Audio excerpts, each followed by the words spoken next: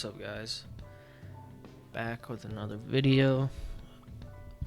Right now we are post FOMC, aka interest rates have just come out, and as expected the federal funds rate has held at 5.5%. No surprise there. The only thing that really was a surprise, I would say, is how big of a move actually happened. I was anticipating, I was watching on AU, but yeah, I mean, this is just such a big move. Today it moved 130 pips, and thus most of the USD pairs. So let's just kind of break this down and what happened, why it happened. We'll just look at one USD pair. So earlier in the day there was also PPI news. It's like, how do I explain this? I forget exactly what PPI stands for, but yeah, basically I feel like it's just the producer inflation. That's basically the way to describe it. CPI is consumer, PPI is producer. So came in less than forecasted, which is negative for USD, and then this came in as predicted but a little bit higher month over month. So that came into play. We can look at that right here at 7:30, I believe that came in. Yeah, 7:30. So we're looking at the hourly chart, so we'll just look at 7. So 7 comes in and it's bullish. Now, man, it hurts my soul. It really does. It hurts my soul to miss this move, but you're not going to get every move. You're not going to catch every move. There were so many opportunities on so many different pairs, but my plan was to wait for the news because the past FOMCs didn't move like this. The past FOMCs set up a move and then it went higher. I believe November 1st was the last FOMC. So I had been studying the previous ones. Yeah, so November 1st on AUD USD. We can look at that. So essentially my plan was to wait for FOMC, which happened right here on this day. And then from there my plan was to just trade after the FOMC once I found a clear direction. So from here I can see and find my clear direction, but unfortunately it didn't play out like this day. So could have bought right there, stopped below here, and then I would have felt protected, and then you could have made a 1 to 3. That was Thursday, and then Friday went bonkers. I think this was an NFP day. So Friday went crazy. Could have made a nice 5R, but I think the reason that this week it exploded is because coming up Thursday and Friday, I don't think there's like much big news that's going to push the market. So I think what happened was, first off, there was big news in this to begin with, but secondly, like, the past few FOMCs have been lined up, I believe, with, like, on November 3rd was NFP on that Friday. So it lined up with a big news event on that Friday, and then the one before that, I don't remember what it was, but there was something else that lined up with it. So, like, September 20th, blah, blah, blah. But if we look at the next days, do you have unemployment claims? Well, not really. You just said, well, PMI can be, but not really, not the flash PMI. Because last week we had a PMI that was important, which was, yeah, ISM. Yeah, this one is important. The flash manufacturing is meh. But, so that's what we have this Friday, which is, like, not really anything that's gonna move the market that much, in my opinion. Because you had NFP, and then yeah, this is like the PMI stuff, which didn't really do much. So I wasn't expecting this giant move, like I said. So I think one thing that I did learn is that potentially the 7:30 news can set you up for whatever FOMC is going to do, as long as it lines up fundamentally and technically, which it did right here. But my thought process was just to wait for FOMC for the interest rates. So I took no trade today, no money made, no money lost, and honestly, sometimes that's not a bad thing. Sometimes you want to stay out of the market and wait for whatever criteria that you have deemed. I came in with a plan today. That plan unfortunately didn't work out, but if I came in with a plan and it didn't go according to my plan and it didn't give me an entry, then why would I try to force myself into this market? Why would I try to force myself in a trade where it's already up 100 something pips? That makes no sense. You're just gonna lose money and then you're gonna be sad. So we don't do that over here. We don't do that. But yeah, that's this. I guess since we didn't take a trade, we can talk about maybe some of the stuff that I'm looking at now. I'm still interested in AUD. There is news at 6:30, so I'm interested to see what impact this has. And then also, I'm interested in GBP because they're having their rates coming out. And typically, from what I've seen, the GBP rates are just going to follow whatever US is going to do. So they cut rates right there, and then they held. So I'm thinking they're going to hold, and that's what the forecasted prediction is. But you never know. So I guess we can look at some examples of that really quickly, just to show you guys what I'm talking about.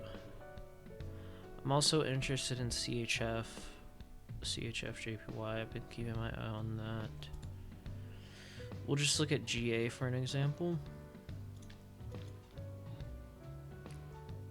Okay, so an example here.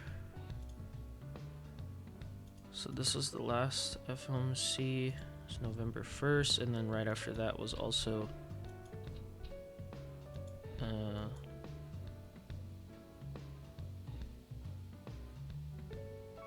it was also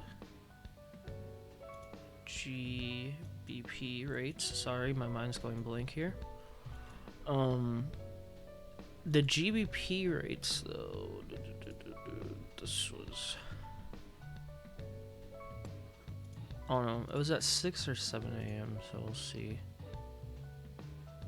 I want to say it was 7 right here. I mean, I could just look.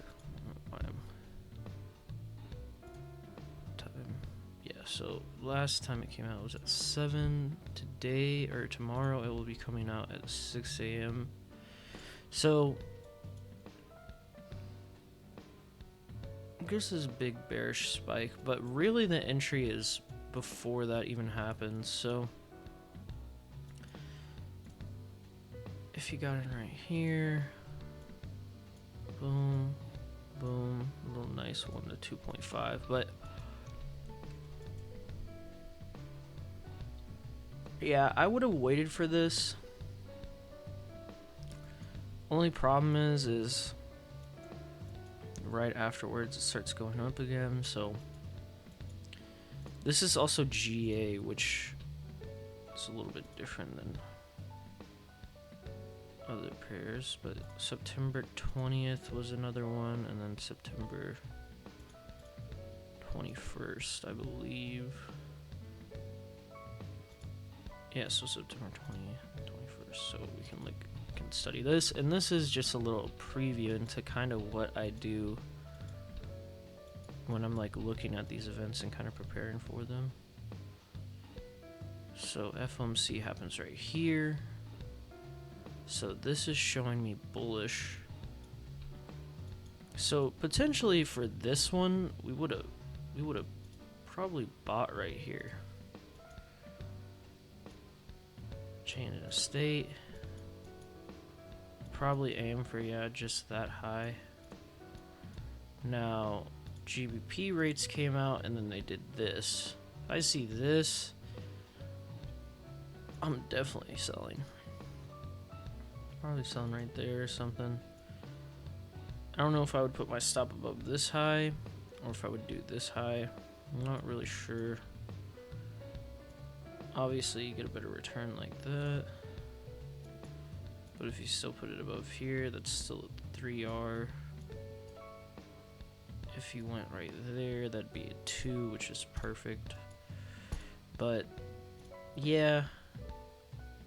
So it's kind of a thing that I've been testing recently is news events and instead of trading before the news, which is a lot riskier in my opinion, trading after the news to let the data come in, let the technicals play out, and then make a decision based off of both. And if they both line up for you, then it's perfect. It's like, oh, okay, well, they're holding rates. Well, that's weak for GBP. We have the technical aspect that I like, and then we're going to hold it to maybe just say right there and for a nice 1 to 2. And then if you held it even further, even a little bit further, till New York that morning, you would have made a nice 1 to 3. So,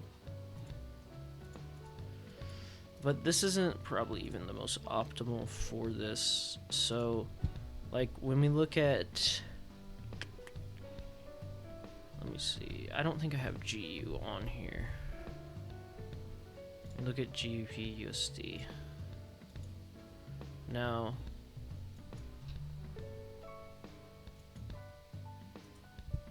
just looking at a lot of different stuff on this one.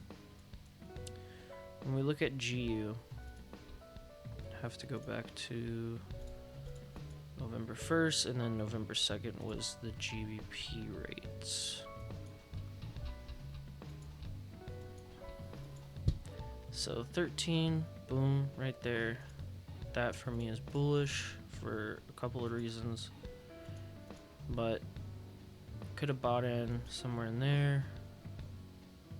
The GBP rates come out, it's pretty bullish. Never break below this low. It does come bearish a little bit, and then it just rises back up for NFP, which goes crazy. I can't wait till the next FOMC that lines up with NFP because I feel like I'm going to make a ton of money. And I'm even excited for the next NFP because, yeah, I'm just excited, which will be at the beginning of January. I'm trying to see, and then we have CPI. Yeah, there's a ton of news that Friday. There's a ton of news coming into January, but you have CPI, all this good stuff. You have some rates coming in. I think the first meeting is maybe in, January 31st. Ooh, that's gonna be a good one too. Look at that. January 31st lines up with NFP. So I'm gonna be cooking my hands up for that one. But so yeah, I mean, the only thing to do now, in my opinion, is just, if I'm going to trade, then trade one of these other pairs, such as GBP or CHF. I'm not really interested in Euro right now. Not really interested in CAD. I mean, I like the yen. I like trading against the yen. But,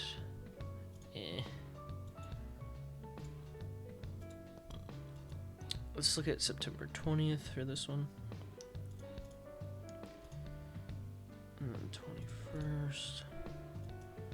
More than likely, this is gonna be like this one. It's gonna follow what, unless they cut rates, which would be unexpected in my opinion. But unless GBP cuts rates, I can't really see it coming down too much. But like, this is an example. This is just a perfect one. Like, we have the news right there. It comes down, turns bearish. I would even maybe enter right there. I probably would want to pull back, but can't get everything you want. And then Thursday comes in, does that. Proves that we're even more bearish. It's already a 1 to 2 right there. And then Friday ends around the same, and then goes for a bigger fall. But and the beautiful thing about these is that there's some daily confirmations on there as well, which are just beautiful. But yeah, you know, what can you do, bro? What can you do? You're not gonna catch every trade, so it just is what it is. But this is kind of just me breaking down kind of how I look at past news events and kind of decipher them. And then, because that's what I did with CPI. So what did we trade? I think it was euro, and we bought. But people will look at that trade and be like, you bought, but it went lower. But it's like, it doesn't even matter because I made money. So haha. If we go to the 15-minute, the reason that I was able to do this, right, is because I looked at the past event and saw what happened. I mean, I entered right here. I saw how it came and stopped that out. So I think I put my stop below. No, that was too far. I think I put my stop below there or something. I don't remember. I don't remember exactly, but it was something like that. And then I took my profits before I could get stopped. So I win. But like this right here, like there's nothing to do here right now. After this big move, like, and if you see on like CPI as well, like there's nothing to really do here. And if you do, then you're really just forcing a move, and you don't want to do that. You don't want to force a move. So just wait. Just wait. Just sit on your hands and wait. It's unfortunate. My baby USD CNH. Man, this was such a pretty move. And I could have got in up here. But I wasn't watching the market at this time because my plan was just to wait for FOMC. But yeah. So I guess just two takeaways, is you should study news events, study the data, how they come out, how it's interpreted, how the market interprets it, and how you've put that in your plan. You should put that in your mind and be like, how am I gonna trade today? Based off of, I know CPI is coming out. Oh, I know the federal interest rates are coming out. Oh, what other big news event? Really anything. Did I say NFP? I don't think I said NFP. Oh, NFP is coming out. Let me see how I'm gonna trade this. Let me make a plan. Let me analyze, make a plan, and go from there. Come in with a plan and trade your plan. And if the opportunity doesn't present itself, or you missed it, then just go to the next day. Don't even worry about it. Don't trip on it. So those are the two takeaways. Make a plan for your news events, study them, reflect on what actually happened so you can improve for the next time. And then after that, if you miss the opportunity, then just stay out. Don't force a trade and don't lose yourself any money. And yeah, there was a bunch of stuff in this one where I was just looking over the charts and kind of showing you what I like process and kind of think about when a news event is coming up, and I'm looking at the past data, what I think is going to happen, blah blah blah. So it's a bit of a reflection video because there's not much for me to talk about. So yeah, thank you guys for watching, and I'll see you with another video on Friday. There might not be any trades taken for the rest of this week, so we'll find something to talk about. But thank you guys for watching, and peace.